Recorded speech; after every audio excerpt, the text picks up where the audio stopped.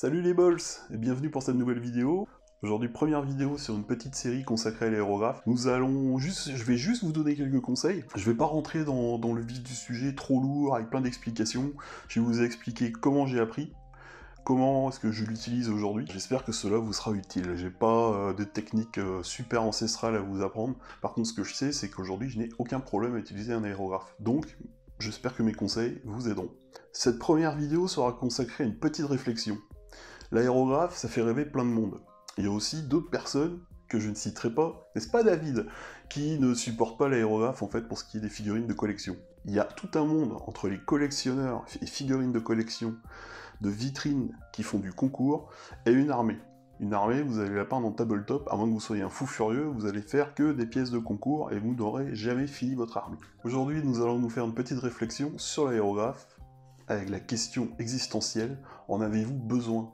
Beaucoup se lancent sans avoir d'explication et se retrouvent avec du matériel qu'ils n'utiliseront jamais et qui ne sera absolument pas utile. Donc, nous allons tout de suite répondre à cette question existentielle, en avez-vous besoin? Vous voulez vous lancer? Ok, c'est bien. Première chose à voir, avez-vous la place? Et ouais, c'est quelque chose auquel on ne pense pas dès le départ, parce que l'aérographe, ça demande un petit espace quand même. Si vous n'avez pas d'espace dédié, et que vous n'avez qu'un petit coin de peinture, ça va être la galère. Parce qu'à chaque fois que vous allez peindre, vous allez devoir sortir votre matériel, l'aérographe, le compresseur, avoir une petite surface de peinture correcte, avoir un petit carton aussi pour éviter la poussière, parce que la poussière, vous allez voir, ça en fait énormément. Si vous n'avez pas d'espace, malheureusement, je vous conseille pas d'aérographe. Êtes-vous patient? Si vous n'avez pas la patience de nettoyer l'aérographe, de préparer les produits, de sortir le matériel, tout de suite laissez tomber. Améliorez-vous au pinceau. Ça demande beaucoup de minutie, l'utilisation d'un aérographe. Certes, certains ils vont comme des bourrins, ça dure pas longtemps. Si vous voulez faire de jolies choses, vous aurez besoin de bosser avec du matériel correct, propre, extrêmement propre, et de la peinture un petit peu travaillée, avec une belle dilution, etc. Vous voyez, ça fait déjà quelques étapes qui sont pénibles, et je vous raconte même pas ensuite le nettoyage si vous avez foiré quelque part. Avez-vous le temps? Parce qu'à l'origine, beaucoup utilisent l'aérographe en pensant gagner du temps. C'est vrai, uniquement si vous peignez de grandes surfaces et de grandes armées. Si vous faites de la figurine de collection, certes, vous arriverez à avoir des jolis rendus très intéressants, par contre derrière, vous aurez autant de temps de nettoyage que de peinture. Donc, est-ce vraiment utile? Moi je dis, il vaut mieux se perfectionner au pinceau dans ces cas-là. Avez-vous les fonds nécessaires? Eh oui, c'est un investissement entre une cabine aérographe, qui n'est pas obligatoire, l'aérographe, le compresseur, les câbles, le matériel de nettoyage, les produits et la peinture. Je peux vous assurer qu'au bout d'un moment, ça fait un budget. Donc à ce moment-là, réfléchissez bien. Si vous avez un temps réduit de peinture, et qu'en plus vous devez investir derrière entre 100, 200, 300 euros, je ne suis pas sûr non plus de vouloir vous conseiller un aérographe.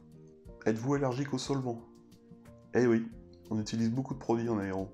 A contrario, vous peignez de grandes armées, vous voulez vraiment gagner du temps, et peindre à la chaîne, là oui. Là effectivement c'est intéressant, vous allez pouvoir faire beaucoup de peinture à la chaîne, vous allez pouvoir économiser énormément de peinture, parce qu'en fait pour peindre de grandes surfaces, il faut vraiment une toute petite quantité de peinture que vous aurez diluée. Ça c'est super intéressant. Ensuite, vous avez de l'espace, vous avez un petit coin dans votre bureau, allez, un petit aéro avec un minimum de matériel, ça peut le faire. Ça peut être très utile pour faire de la sous-couche colorée, pour faire des pré-ombrages, technique de base de l'aérographe mais qui est vachement importante. Vous allez vraiment apprécier, je pense, si vous avez de la place. Vous voulez faire de la figurine de collection, c'est aussi possible. Beaucoup de grands peintres aujourd'hui utilisent l'aérographe, mais pas jusqu'au bout. Il faut bien comprendre que l'aérographe sert à poser des bases, à faire un petit peu de détails, mais il faudra toujours que vous reveniez au pinceau. Si vous espérez finir une figurine complètement à l'aérographe, elle sera belle, hein, elle sera belle, mais vous serez passé à côté de tous les détails de la sculpture. Donc, c'est pas super. Vous voulez peindre du buste, du char, de la maquette, du décor, là aussi c'est très intéressant. En particulier sur le décor, qui souvent est très fragile si vous l'avez fait avec des petits matériaux naturels, ça aime pas trop le pinceau. Alors qu'à l'aéro, vous allez pouvoir faire un beau fini naturel grâce à un aéro. Là, on a fait à peu près le tour. Si vous vous retrouvez dans une de ces catégories et vous êtes super chaud pour vous y mettre, vous pouvez passer à la deuxième vidéo que je vais vous mettre juste derrière. Par contre, si vous vous rendez compte que l'investissement ne vaut pas le coup, je vous conseille tout simplement de passer par un ami qui lui est équipé et qui pourra vous aider, voire passer son petit coup d'aérographe à votre place.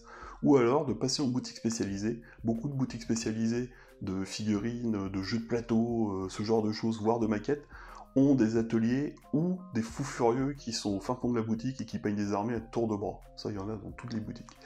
Et ben, je vous conseille de vous rapprocher de ces gens-là. Et troisième solution, les clubs de figurines, de peinture, de maquettes, de tout ce que vous voulez en modélisme. Il y en a dans toute la France.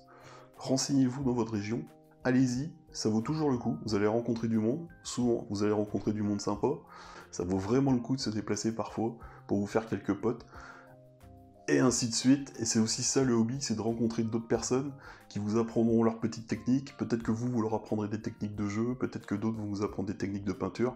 On a un grand monde au niveau du hobby, il y a beaucoup de monde, et je vous conseille d'aller vers les autres sauront vous aider, et vous saurez aussi aider d'autres personnes. Donc, on va passer à la vidéo numéro 2. La vidéo numéro 2, c'est un obligatoire, je vais vous parler du matériel. Alors, sachant que moi je suis un taré, mais c'est parce que j'adore collectionner le matériel, je vais juste vous montrer la base, avec quelques conseils sur du matériel un petit peu plus haut de gamme. Je vais vous expliquer un petit peu le pourquoi du comment. Rapidement, je n'ai pas la science infuse. Je vais vous donner donc juste mes petits conseils perso. Et ensuite, je vous ferai une petite démonstration de sous-couche et de pré-ombrage, qui est la technique classique que l'on apprend aux débutants. Une fois que vous aurez tout ça, vous aurez une bonne petite base pour essayer de vous lancer et vous amuser comme des fous. Alors sur ce, à tout de suite pour la deuxième vidéo. Salut!